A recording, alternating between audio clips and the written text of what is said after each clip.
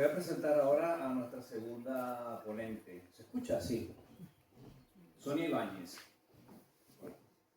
psicóloga, especialista en accesibilidad y discapacidad, formada en soporte vital avanzado en desastres y emergencias por el Colegio de Psicología de Barcelona y rescate en medio abierto. Formadora de equipos sanitarios y de emergencia en primeros auxilios psicológicos, comunicación y duelo. Psicóloga especializada en ventilación emocional y supervisión de equipos bajo estrés. Durante años trabajando en la Consejería de Sanidad y Servicios Sociales de Cataluña. Formó parte del PRUSICAT, Salud Pública, en dirección y coordinación de los equipos de emergencia en el Plan de Emergencias de Cataluña, en la COVID y en otras situaciones de emergencia, centrándose en los protocolos y coordinación de la intervención en personas vulnerables, entre otros. Colabora actualmente con Protección Civil Ribadesella, a que te gusta venir, ¿eh? La Asociación Alienta, la Asociación Red de Apoyo para la Vida, a que también te gusta venir. Hospitales y otras entidades. Sonia es especialista en discapacidad, nos aportará una visión humana y experta sobre cómo debemos prepararnos y reaccionar ante una emergencia, independientemente de la situación y de quienes estén involucrados, así como en sus capacidades de respuesta. Pues Sonia. Muy bien. Voy a hacer un mix de sentada de pie, ¿vale? Ahora que te el micro. Y me oís bien, ¿no? Como dice Juan Carlos, si me gusta venir es porque soy de Llanes, por lo tanto soy una infiltrada. Gracias por invitarme. Pero colaboro con Prote, con Juan Carlos y siempre que me llama vengo. Yo voy a hablar de una cosa un poco quizás diferente y que quiero agradecer que se ponga sobre la mesa, que es todo el trabajo que hacemos los psicólogos en coordinación con todos nuestros compañeros, ¿no? Porque siempre a veces hablamos de heridos, de accidentes, pero hay otras situaciones que también están en nosotros, ¿no? Que influyen en muchos términos en la persona, ¿no? Que es toda la parte psicológica, porque no somos un cuerpo hueco, entonces que es una parte importante que debemos saber abordar, tratar y entender en la justa medida todo lo que podamos, ¿no? La figura un poco del psicólogo, y ahora aquí voy a hacer la cuña publicitaria, todavía está como, bueno, ahí vamos, ¿vale? Hay equipos como Protección Civil Ribadesella, y no es que me daba la pelota, pero que lo tiene muy claro y, por ejemplo, siempre cuentan conmigo a nivel de poder hacer formaciones, apoyo. Tengo que decir que cuentan conmigo en el descenso del SEI adaptado para, como lógicamente hay personas con diferentes situaciones y diversidad, siempre me llaman y me tienen presente para poder echar una mano y yo encantada. Además yo hago rescate en ríos, bajo ríos en tabla, bueno, eso es otra faceta que os cuento en otra charla. Entonces, bueno, me parece interesante que se tenga esa perspectiva de que intervenir no es solo a veces curar heridas, ¿no? Las heridas a veces no son solo físicas, tanto en la intervención en el momento como sobre todo después. Nuestra figura, precisamente, tiene varias vertientes, ¿no? Es la intervención en el lugar, es la atención a las personas afectadas y a todo el entorno, es decir, la atención a la persona que está en la situación de emergencia, a todo el entorno que va vinculado a esa persona, y luego hacemos una labor que es la atención a los intervinientes. Intervinientes, bueno, esto durante la charla iré haciendo mucho inciso, porque aquí a los compis yo siempre les tiro de las orejas porque hablan siempre con palabras, el interviniente, bueno, estas palabras tan técnicas que a veces cuando nos queremos dirigir a la ciudadanía complicamos un poquito las cosas, ¿no? Yo sobre todo, como trabajo con discapacidad, es una de mis máximas, ¿no? De menos es más, para asegurar el éxito. Es decir, es una cosa que tenemos que tener muy clara. Menos es más, y lo bueno y breve, si 2 veces breve, mejor, ¿vale? Entonces, es importante tener claro cómo atendemos a los intervinientes, ¿no? En este sentido, nuestra labor es cómo atendemos a intervinientes profesionales, que pueden ser médicos, pueden ser todos los compañeros del 112 que ha comentado Carmen, que están sometidos a una presión increíble atendiendo llamadas en el lugar del desastre, compañeros como de Protección Civil, voluntariado. Entonces ahí también hacemos una intervención. También hacemos una intervención con la persona, aunque siempre se suele derivar a posteriori, que eso ya también lo hablaremos, ¿no? Lo que es una crisis, lo que es un shock traumático o un trastorno por estrés postraumático, que igual también habéis oído ahí en las pelis mucha palabrería de esa, pues ese trabajo también lo hacemos los psicólogos de emergencias. Y bueno, digamos que tenemos como una faceta un poco transversal, ¿no? Que incluye diferentes aspectos. Dicho esto, ¿hay que ser psicólogo para hacer una intervención en una emergencia, para hacer una contención, para controlar ese estado emocional de crisis? No. Simplemente hay que saber 4 cositas, como siempre insistimos, ¿no? En saber hacer unos primeros auxilios, un RCP. Pues con esto lo mismo, no hace falta ser psicólogo. Es decir, los psicólogos, cuando vamos a una situación de emergencia o de desastre, hoy en día todavía muchas veces sobre el terreno no actuamos de facto, sino que normalmente 112, yo he trabajado más en otras comunidades, nos ponen una base. Supongo que la habréis visto cuando hay un desastre, como decías, como Miguel Carmen, en montaña o en cualquier otro lugar, nosotros tenemos una base, nos destinan a esa base y familiares y personas afectadas van a la base. Porque según qué situaciones podéis entender que sería igual ideal poder también entrar y tener esa doble formación de poder acceder por tierra también, porque hay veces que la situación psicológica influye tremendamente tanto en la intervención del profesional como en lo que puede llegar a pasar allí de complicarse todavía más. Pero normalmente en esos casos nos ponen en base, ¿no? En una base que establece 112, ellos nos dicen dónde, ellos nos dicen en qué manera y siempre coordinados. Eso es súper importante, hay que coordinarse. ¿Vale? Entonces, voy a darle al modo, perdón. ¿Vale? Bueno, yo tengo la presentación porque me la pidió Juan Carlos, pero como soy muy obediente, pero a veces me la salto así un poquito a la torera, ¿vale? Entonces, la gente que trabajamos en emergencia somos así.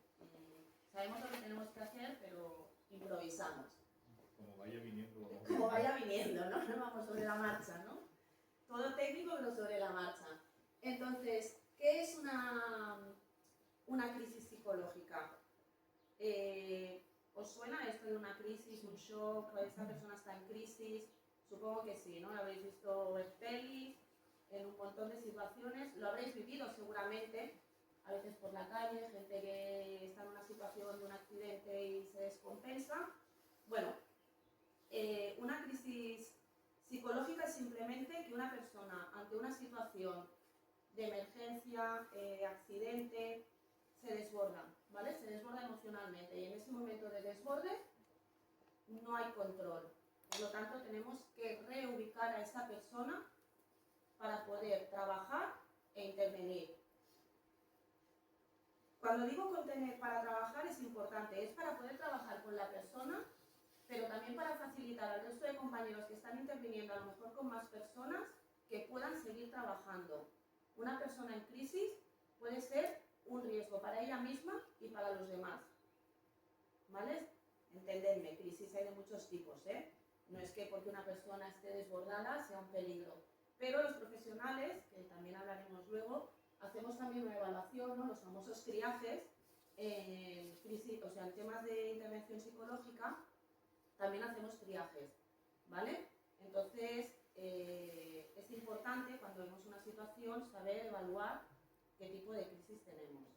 Y es sencillo, ¿eh? O sea, no, yo sé que parece ahora ciencia ficción, pero es sencillo, ¿vale? ¿Qué pasa ante una crisis psicológica? La persona, evidentemente, ve la amenaza, la recibe y siente que está en riesgo. La supervivencia. Aquí nos vamos a temas primarios del ser humano. En las situaciones de emergencia, el ser humano vuelve a lo que conocéis todos como supervivencia, acción-reacción, protección, con lo cual tenemos que también como intervinientes cambiar un poco el chip de que no estamos en una situación normal, ¿vale? ¿Qué pasa? Que la persona no tiene recursos, que no sabe qué hacer, y necesita a veces ese apoyo, guía o contención para poder volver a activarse, ¿vale? Estar en una situación de crisis no significa que hemos perdido el rumbo. El papel de la intervención psicológica muchas veces es dar ese pequeño clic para poder dar los suficientes recursos, no estoy diciendo todos, sino los suficientes recursos para que esa persona pueda responder, aunque sea para seguirte. ¿Vale? O sea, no significa hacer todo y todo bien, sino lo suficiente para que esa persona pueda reaccionar y se ponga a salvo. ¿Vale? Porque eso también a veces pasa, ¿no? Nosotros trabajamos con las dos perspectivas, que a veces los intervinientes también somos personas. Por lo tanto, en el caso de la psicología, cuando interviene un médico sí que puede dañarse, pero normalmente está a salvo. Está en una safety zone, aunque esté interviniendo, a menos que tenga que entrar en un edificio, en rescates que hay cierto riesgo. Pero cuando hacemos la intervención emocional también tenemos que trabajar en cómo el interviniente está abordando eso, con lo cual estamos trabajando con dos psicologías, ¿vale? Entonces ahí hay que ir con cierto tiento, ¿vale? Y luego la pérdida de control. Bueno, esto no hace falta que lo explique, ¿no? Supongo que incluso vosotros mismos en alguna situación habéis tenido la sensación de pérdida de control con cosas tan sencillas como que se os prenda fuego en una sartén chiquitita, que a priori no es una situación de riesgo extremo, pero puede producirse pérdida de control, ¿no? La idea clave, a mí esto me parece fundamental, y es que una persona que está en crisis, aunque en este momento haga cosas, ahora sí voy a usar una palabreja, cosas bizarras, que me encantan, ¿no? Cosas extrañísimas, que pueda tener respuestas incluso agresivas, esa persona o sea, es normal, simplemente está en una situación anormal. La respuesta es normal, ¿vale? Por lo tanto, si partimos de la base que cualquier respuesta que nos dé una persona en una situación de emergencia es normal, lo único que está ubicada en una situación anormal, vamos a intervenir ya de una forma diferente. Rompemos el prejuicio, rompemos todo eso de estar exagerando, tira para allá que no sé qué, no me molestes que... ¿Vale? O sea, hay que entender que cualquier respuesta tenemos que abordarla porque es normal, es única como la persona, ¿vale? Y sobre todo que no es patología, es un momento puntual, breve y es una respuesta natural de la persona ante algo extraordinario. ¿Qué nos pasa en el cerebro? Esto también es muy famoso. A mí me hace gracia estas charlas cuando hablo de psicología y de intervención, porque TikTok e Instagram, que lo hablamos antes, nos hacen un flaco favor, ¿no? Porque hablan de tantas cosas, tenemos tanta suerte de tener tantos coaches por ahí en redes que bueno, en fin, pasa palabra, ¿no? Pero ¿qué pasa en el cerebro? ¿Qué creéis que pasa? Bueno, esto es muy conocido. ¿Qué puede pasar en el cerebro como respuestas? Una es el combate, que es una respuesta agresiva de defensa de la persona ante la situación de crisis. Aquí suele aparecer una cosa que conoceréis como el superhéroe también, ¿no? Que es ese desbordamiento de, no, ya, esto sobre todo también pasa en intervinientes profesionales y lo solemos trabajar mucho, que es el síndrome del superhéroe, ¿vale? Entonces a veces los psicólogos en terreno tenemos que frenar todo esto porque se produce un increchendo de adrenalina que hace que el propio interviniente pierda el control, ¿de acuerdo? Entonces, el combate es la respuesta natural que frente a un desastre vamos a tener, ¿no? Que es agresividad, confronta, un accidente de coche. ¿Cuántas veces hemos visto que una persona en un accidente de coche, incluso habiendo heridos, la primera reacción que tiene una persona al salir del coche es ir a pegar al otro, a pegar al bombero, a no dejar que excarcelen a la persona? O sea, estoy hablando de situaciones complejas. Y la primera reacción es la agresividad, ¿vale? Contención, no es nada personal, es un desbordamiento, ¿vale? La huida, también, no hay más, o sea, salimos de esa zona, evitamos y dejamos todo atrás, podemos dejar atrás incluso a veces a nuestra madre, a nuestro padre, a nuestros hijos. Es una reacción normal, no juzgamos nunca porque esa persona ha huido, porque eso también se oye mucho, no, se ha ido, ha dejado y no ha cogido a su hijo, no ha cogido, no, bueno, cuidado, ¿vale? Sí, la de los billetes, ¿no? Sí, bueno, mira, me pone un buen ejemplo, a veces dices, ostras, no ayudaba al de al lado, no estaba con su hijo y no le ha ayudado y ha cogido la mochila, se la ha puesto, claro, es que está en shock, o sea...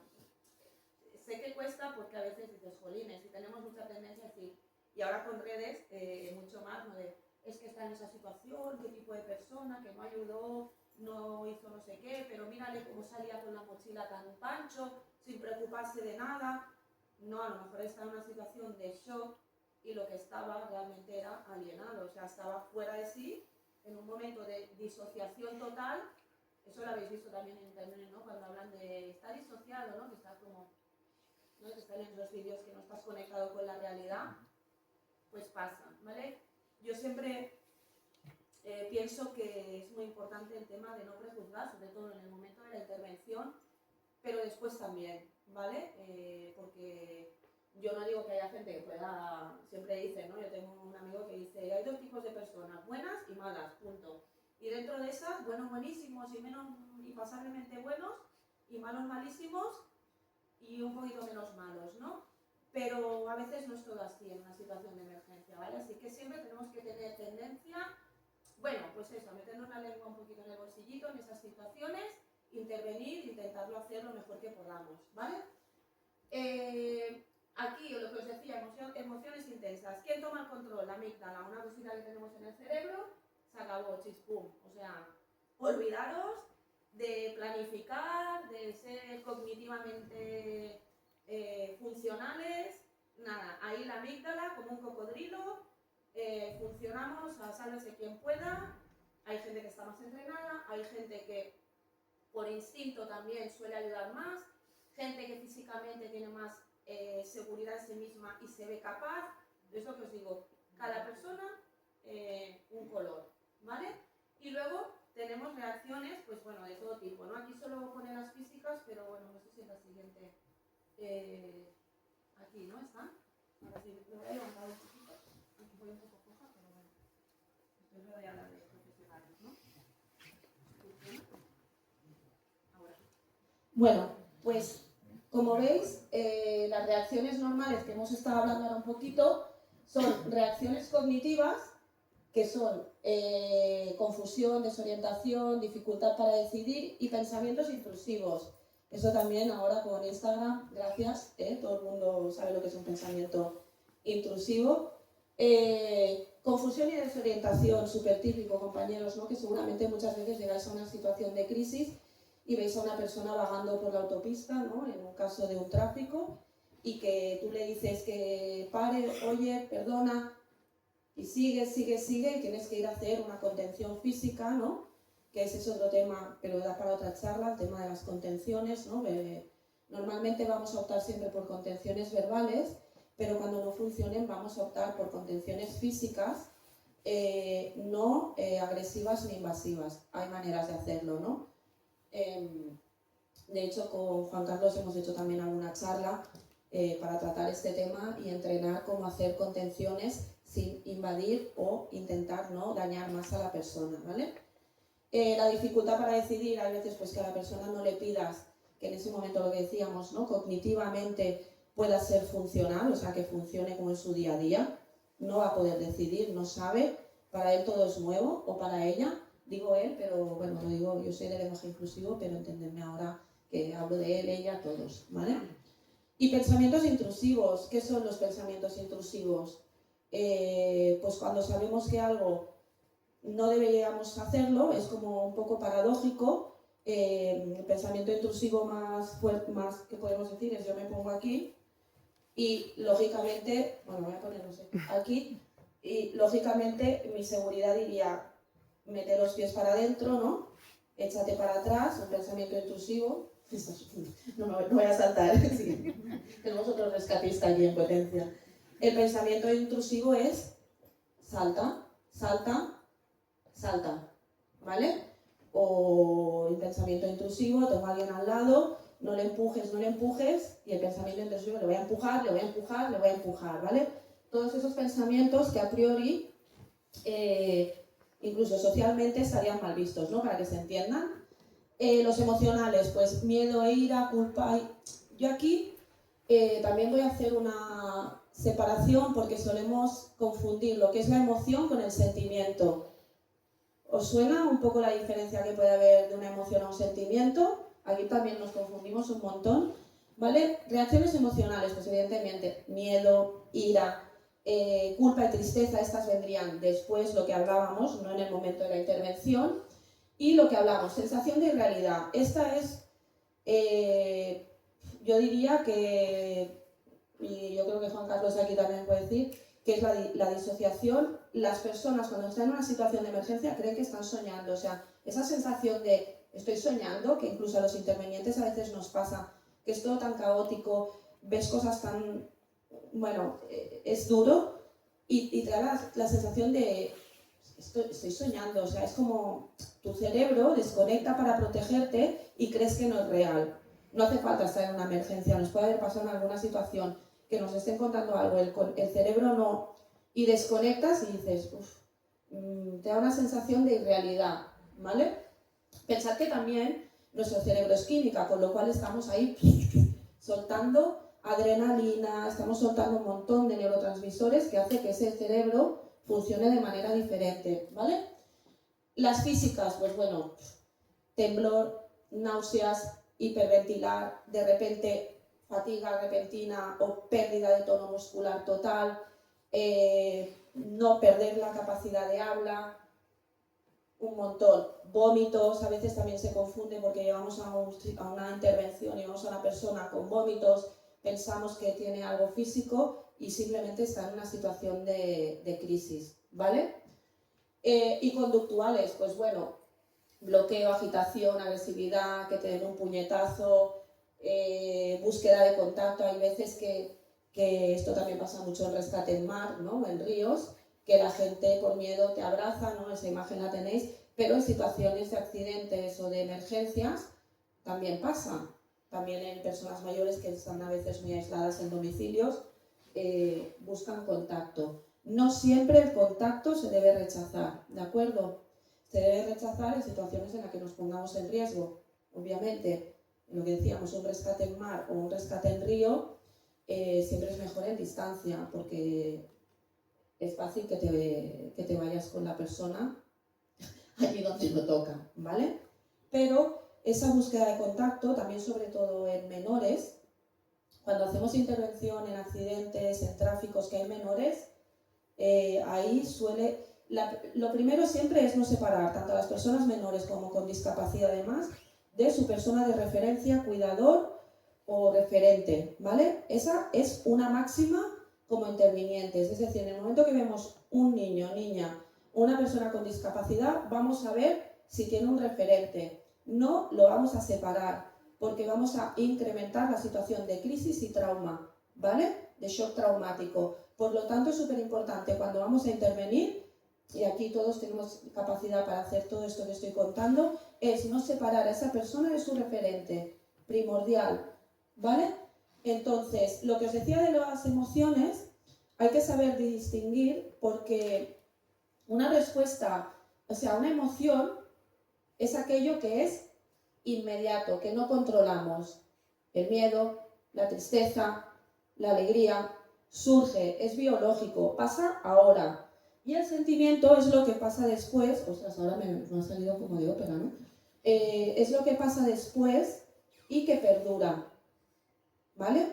La culpa, ¿vale? Lo digo porque a veces confundimos las emociones con los sentimientos, ¿vale? El sentimiento, los psicólogos solemos abordarlo post situación de emergencia, o cuando ya han pasado días, semanas o meses, o cuando ya estamos en la sala de seguridad, ¿vale? Lo que hablábamos, porque puede ya empezar ese sentimiento de culpa de manera muy inmediata, ¿vale?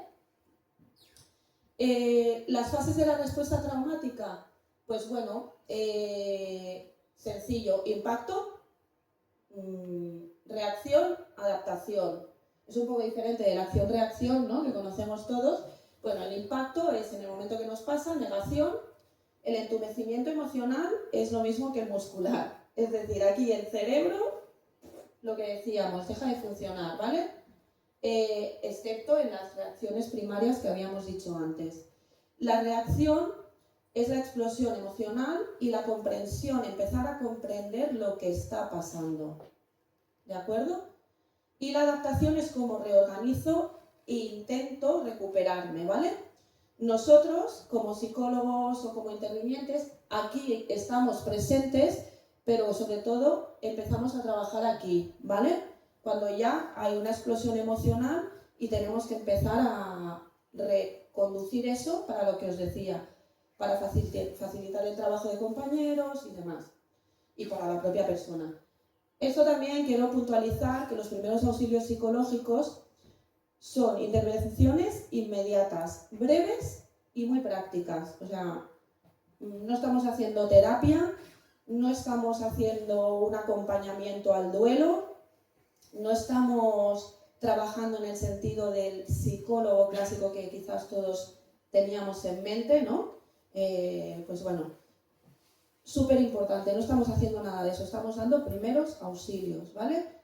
Como los sanitarios, o sea, una cosa es un primer auxilio y otra cosa es el tratamiento que me pondrán después si me he roto la pierna, ¿vale? Lo mismo, primer auxilio psicológico, protejo, contengo y después ya vendría, si hace falta, el tratamiento, la derivación, un grupo de ayuda mutua, un seguimiento. ¿Se me va entendiendo? Sí, ¿no? Y, bueno, lo que ya hemos dicho, ¿no? Prevenir complicaciones y reducir malestar. Las prioridades y accesibles y objetivos es un poco lo que ya hemos comentado, pero lo que os decía, ¿no? Que no buscamos curar en una situación de emergencia, no tiene sentido. Pero los objetivos en cadena sería lo que os decía, dar seguridad, dar calma, que parece fácil, pero bueno, hay que disminuir esa activación, lo hacemos a través de diferentes mecanismos, la comunicación y el lenguaje es muy importante. Hay que intentar conectar con la víctima no siempre es hablar con ella, también os lo digo. La autoeficacia, que es la autoeficacia de la persona, no la nuestra, nosotros estamos siendo eficaces ahí. Es decir, que la persona, dentro de lo que pueda, sea eficaz para poder salir de esa situación de emergencia, ¿vale? Y la esperanza realista, esto es súper importante como profesionales y como personas. Tenemos mucha tendencia a, cuando no sabemos qué hacer, decir, tranquilo, que no va a pasar nada, está todo controlado, ¿sabes? Y de repente un coche ardiendo detrás, uno corriendo desnudo por el... Un poco extremos, pero para que intento escenificarlo al máximo, pero jamás vamos a decir no pasa nada, tú tranquilo, lo vamos a decir no pasa nada si no pasa nada. Pero vamos a intentar ser realistas. Vamos a ir al estoy aquí contigo, sígueme, vamos a ir a un lugar seguro, en cuanto sepa algo te voy a informar, ahora te voy a llevar con unos compañeros que van a cuidar de ti, ¿vale? Esto solemos hacerlo bastante en cualquier situación, pero es porque nosotros mismos nos da miedo abordar eso y no tenemos herramientas. O sea, esto es cuestión de entrenar, ¿vale? Como cualquier deporte. Pero vamos a intentar no dar falsas esperanzas a la gente, ¿vale? Es muy importante. Este modelo, digamos que es un modelo validado. A mí me gusta, sobre todo cuando lo explico a personas de ciudadanía para que sea fácil. Entonces los profesionales utilizamos este tipo de bromas, de palabras que podamos recordar, y es un método muy sencillo que cuando hacemos una intervención, aquí ya estaríamos como intervenimos, que es acercarse, ¿vale? Cuando hacemos una intervención, pues decimos proteger, avisar, ¿no? El famoso PAS sería en situaciones sanitarias o más médicas, vamos a decir, que se conoce. Pues en psicología, en desastres, utilizamos mucho con personas que no están entrenadas el método acercarse. Fácil, ¿no? Recordar lo de acercarse a la persona. Pues bueno, ¿qué hacemos en un método acercarse? En la A sería el ambiente. Digamos que estos son las primeras iniciales de lo que tenemos que hacer, ¿vale? Entonces, no significa que también que nos tengamos que acercar, sino que cada letra nos va a hacer recordar lo que tenemos que hacer, ¿vale? La A, el ambiente. Vamos a tener que evaluar el entorno, evaluar a las personas, hacer un triaje. ¿Tengo tiempo? ¿No tengo tiempo? ¿Me está entendiendo? Evalúo esta sala, ¿vale? El ambiente. Contacto. Primero de todo, ver lo que tengo y dónde estoy, y luego voy a ir a hacer el contacto. El contacto con la persona. Me voy a acercar y voy a intentar presentarme en tono calmado. Tenemos en cuenta que en las emergencias tenemos diferentes escenarios, ¿eh? Estoy hablando de escenarios donde esto lo permita. Si hay que correr, intentamos acercarnos, sígueme, vamos, ¿vale? Esto con personas con discapacidad ya veréis que hay alguna variante. La evaluación, hacemos una evaluación de la persona. Ahí nosotros no solo la evaluación de necesidades médicas, sino que vamos a ver si hay una discapacidad, si está en crisis, si nos puede ayudar, si nos está entendiendo, si las órdenes que damos las está recibiendo y nos entiende. El restablecimiento, la regulación emocional es el momento en el que nosotros vamos a intentar que conecte con nosotros y nos siga validando lo que siente. Sé que es una situación complicada, pero ahora tenemos que salir de aquí, tienes alguien contigo, ¿vale? Estas frases para que nosotros podamos también evaluar la situación de la persona, ¿vale? Validamos mucho los sentimientos y la situación que tiene la persona, nunca minimizamos. Venga, que salimos en un plis, no, venga, que no pasa nada, no llores, hombre, ¿vale? Todo eso no es validar. Tenemos siempre que validar. Si llora, llora, bien, estamos aquí. Estás llorando, pero vamos a intentar salir para poder saber que, ¿vale? Todo esto es súper importante, no invalidar a la persona para que no entre en bloqueo. Luego hay una cosa que aquí no está, que es la activación, que es que después de esto le vamos a pedir a la persona que haga algo, ¿vale? ¿Por qué? Porque el cerebro conecta, ¿vale? Hasta ahora estamos intentando, sé que suena, pero le vamos a pedir que haga algo tipo, coge esto, dame la mano, bebe agua, respira. Le vamos a pedir que haga algo conductual, porque el cerebro va a volver a empezar a funcionar, ¿vale? Así de fácil.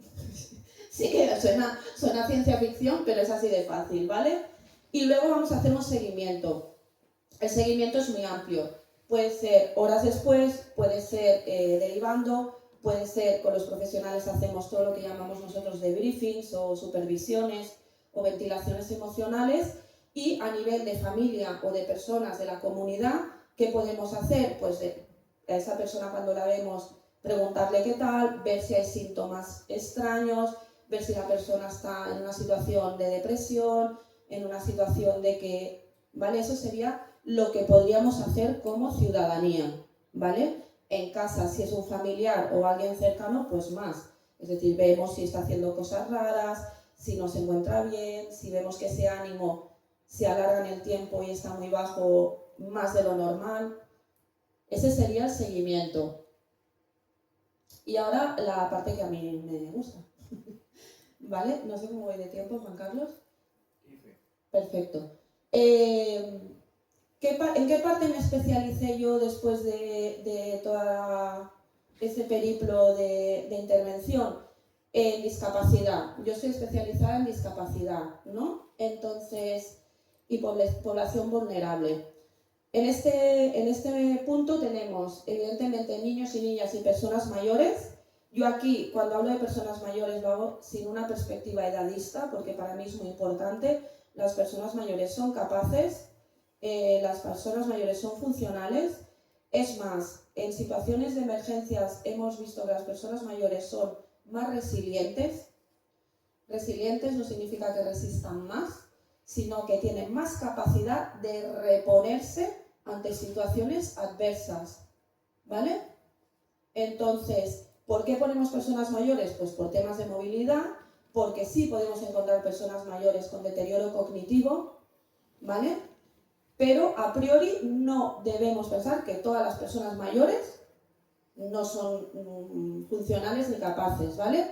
Porque a veces nos dan lecciones en situaciones de emergencia que chapó, ¿vale? Y lo que os digo, o sea, nivel de resiliencia, apuntaros esta palabra y usarla bien, que es no resistir, sino reponerse de. Son personas que, si no están en shock, pueden acompañar muy bien a las personas que están en una situación emocional bloqueada. tiene una capacidad. Por lo tanto, me gusta hacer este inciso porque a veces sin darnos cuenta somos un poco edadistas, ¿vale? En todos los niveles. Entonces, pero bueno, sobre todo facilitar orientación, todo lo que decíamos del palabrero, o sea, no usemos palabrero como profesionales, que cuando hablamos con los compañeros sí, pero nos mola mogollón, ¿sabes? Eso de que sepan que somos médicos y psicólogos, ¿no? Y entonces, sígame al punto de acceso clave del punto de seguridad del camión de soporte. ¿Eh? No, no. Por favor, ¿me puede acompañar? Hay un compañero que está aquí en la puerta. Va a haber un camión de color amarillo, ¿vale? Porque también tenemos mucha tendencia a eso. ¿O no? ¿Vale? Y luego todo el tema de discapacidades. Aquí, ¿cómo hablamos? Breve, claro, es una orden, una acción. No empecemos a dar, esto es una máxima, es una orden, una acción. Sígueme. Acción. Compruebo, sigo. Compruebo yo como interviniente, ¿vale? Una orden, una acción. Menos es más, recordarlo siempre, ¿vale? Esto es en términos generales, pero con niños, personas mayores y personas con discapacidad, mucho más. Es lo que nosotros llamamos el 1-1, ¿vale? Una premisa, una acción y seguimos. Entonces, ya lo hemos dicho, nos separamos de cuidadores, preguntamos por cosas que les gusten a los niños, rutinas, para tener igual un tema que nos saca de ese momento de crisis. Y luego el tema de las discapacidades, que aquí ya no me voy a entretener hoy mucho porque yo vendría aquí otro día a explicaros, a explicaros el tema de la discapacidad, pero ¿qué podemos encontrar en discapacidad? Ahora mismo, para tratarlo aquí en esta charla, podemos hablar de diferentes discapacidades, ¿no? Una sería las personas sordas, ¿vale? Nos podemos encontrar que en una intervención tengamos personas sordas o en llamadas del 112. Las personas sordas,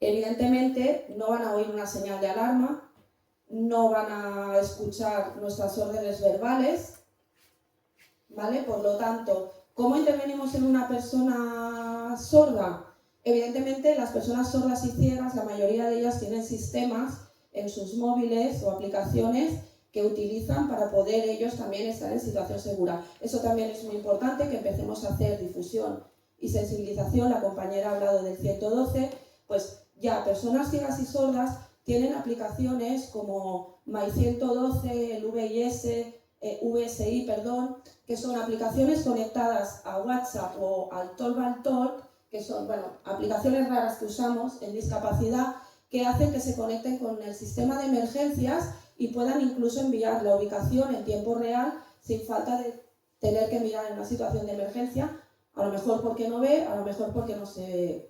Estas aplicaciones son útiles también para la población general, pero en situaciones de discapacidad mucho más, ¿vale?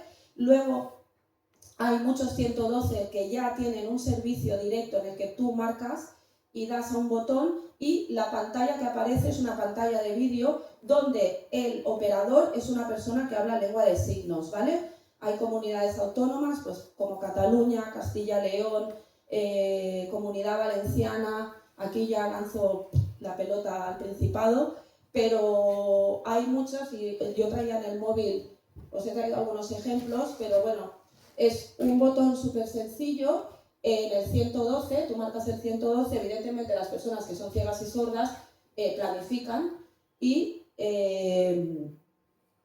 os voy a ver si os lo puedo enseñar.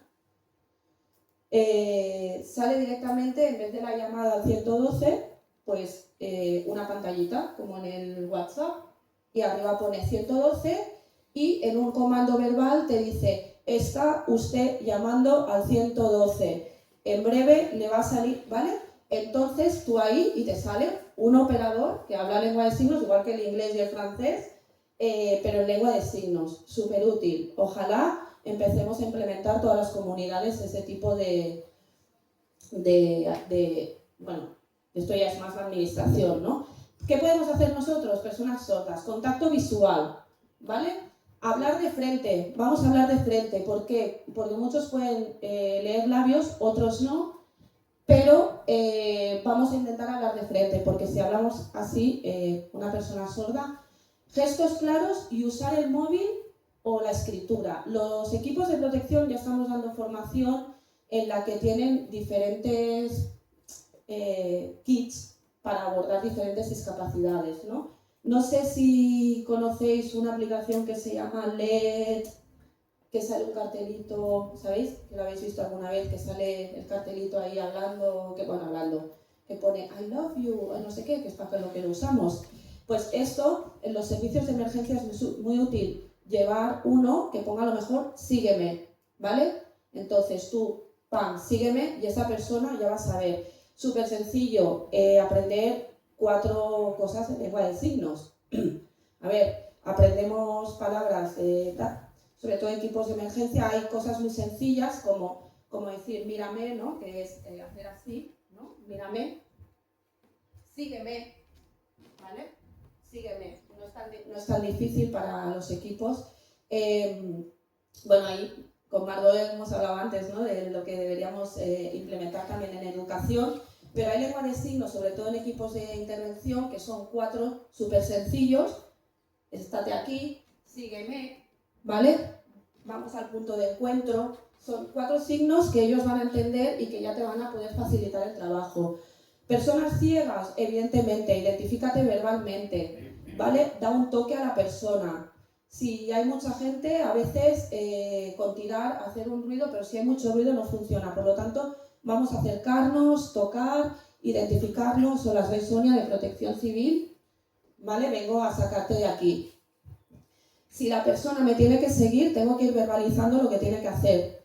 Vamos a salir de esta sala, vas a bajar unas escaleras, sigue, y vamos a pedirle si quiere que le cojamos el brazo o que nos coja la persona. Las personas ciegas tienen preferencia en si quieren que tú les cojas a ellos del brazo o ellos te cogen el tuyo o el hombro, ¿vale? Hay personas ciegas que solo con ponerte la mano encima del hombro, con tu movimiento, como si fueras el perro guía, es el mismo sistema, saben.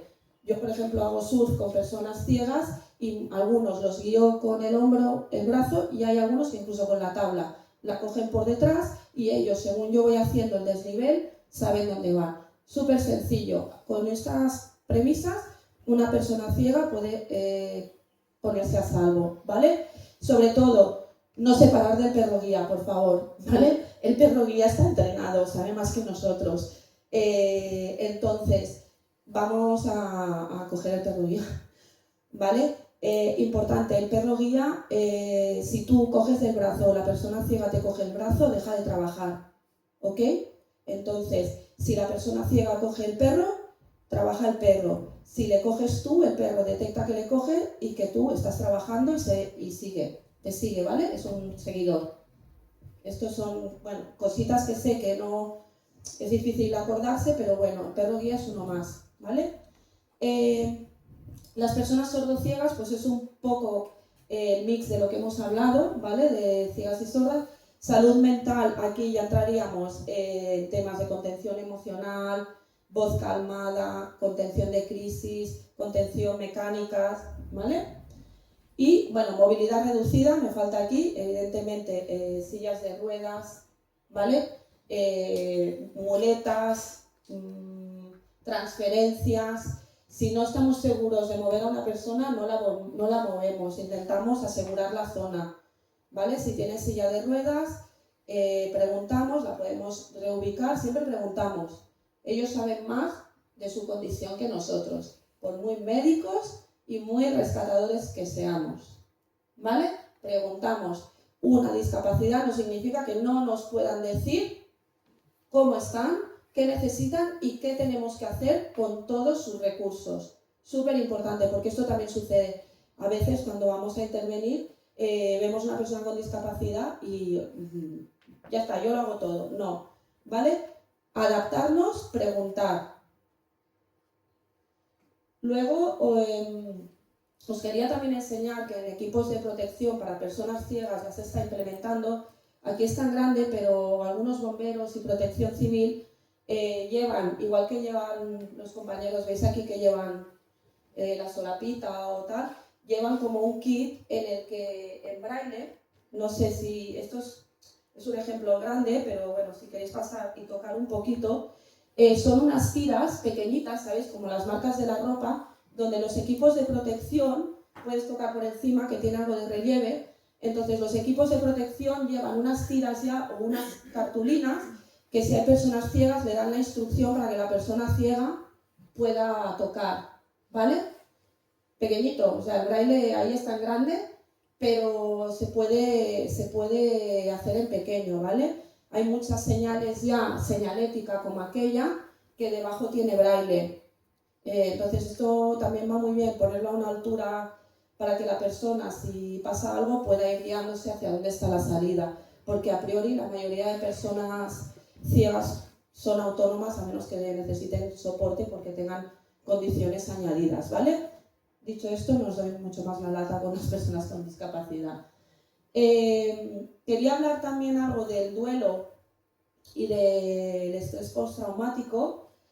El duelo es, bueno, complejo porque hay muchos tipos de duelo. Cuando hacemos una intervención en primeros auxilios, yo ya le dije a Juan Carlos que mi charla daba para 3 días, pero porque son muchos palos que tocar, pero el duelo es aquello que pasa después de la intervención, ¿vale? Hay mucho tipo de duelo, puede ser un duelo traumático, que es corto, es entendible, duelos patológicos que requieren de más intervención.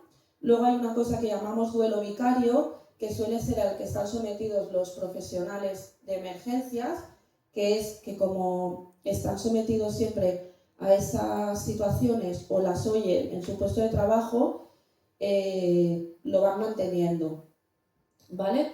Evidentemente el duelo, no os voy a contar nada, este es el ciclo que nuestro cerebro sigue cuando estamos en duelo y hay un duelo que es el duelo colectivo, que es el que creo que aquí es donde interviene también las administraciones, los equipos, ayuntamientos, ¿no? Que es cuando una población sufre un desastre, pues podemos hablar, no voy a decir así ahora ninguno para no crear, pero bueno, ríos que se desbordan, desprendimientos, un pueblo pequeño que tiene un accidente grave de coche y mueren varios jóvenes de esa localidad. Ahí se produce un duelo colectivo que es un fenómeno como, de pérdida que impacta a todo el mundo, conozcas o no conozcas, es decir, es tan estresante y tan fuerte que aunque no lo hayas vivido directamente, tú estás en ese duelo. Entonces, bueno, ahí las administraciones suelen hacer un trabajo, ¿no? Que aparte de profesionales, es crear rituales, homenajes, ¿no? Que parece a veces muy absurdo y muchas veces se tildan de postureo, permitidme que haya los políticos, pero tienen una base real, ¿vale? Es decir, todos esos duelos, homenajes, exposición, ¿no? De encuentro que a veces las administraciones hacen, tienen un sentido, ¿vale? No es solo a veces salir en la foto.